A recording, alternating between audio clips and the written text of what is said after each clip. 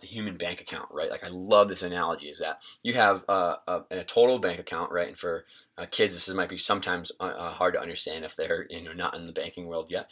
But you have a check account, you have a global savings, you have kind of all these things, and the way you kind of use the money, right, is that you take withdrawals, right? You take the money out and you spend it on stuff. You spend it on, food. You spend it on going out and hanging out with your friends. You spend it on new things, whatever you need for your house or things like that. And right, all of those withdrawals are quote stressors, right? So you have mental stress, you have emotional stress, and you have physical stress. So over here in the graph, you can see that I kind of have these three blocks, chunked out as percentages maybe throughout the course of a day of things that take away from your general reserve, right? And then you have, right, maybe a 4 hour practice that really just drains you. That's really, really hard, right? Maybe you have a huge test, coming up at the end of the week, or you have a meet this weekend that you're mentally stressing out about, or maybe you have, an argument with somebody on social media, or you're unhappy with something like that. And, I'm just trying to think about the reality of working with kids is that these are things they care about. These are things that matter to them. These are things that stress them.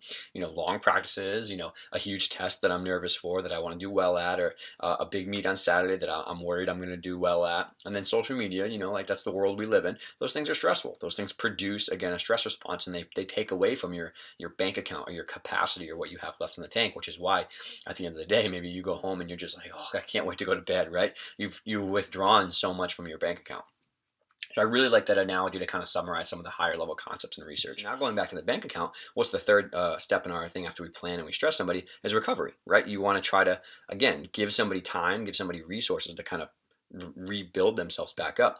And I think back to the analogy, what is this? This is deposits, right? This is getting paid and putting money back in the bank. So you have time, you have sleep, you have hydration, you have nutrition, and you have activities that decompress them, right? So like, again, thinking physical, mental, and emotional stress. So maybe we have, after they had that 4 hour workout, they went home, they got a good 8 hours of sleep, and they fueled for performance, right? They had good high quality nutrition. They were eating enough of the right thing. They understand kind of how do they feel less sore by getting enough calories and things like that. And I'm not going to claim to be a nutritionist, so I'm not going to go into it more than this, but having that fuel for performance mindset. On the mental side, maybe they had a movie with their friends. Maybe they were mega stressed out about that test or that meet, and then after practice on Friday, when they were done with training and they had a couple hours to chill before the meet comes, maybe they just had like a movie night with their friends. Maybe they just hung out and that helped their mental stress levels. Okay, and then lastly, for emotional, maybe they talked about it. Maybe they were like with one of their friends and like, man, I can't believe she said that, or I can't believe this, or someone's being really nasty online, and maybe just decompressing with a friend or with a parent or journaling about it by themselves. Maybe that helps restore some of their emotional, agility and emotional capacity.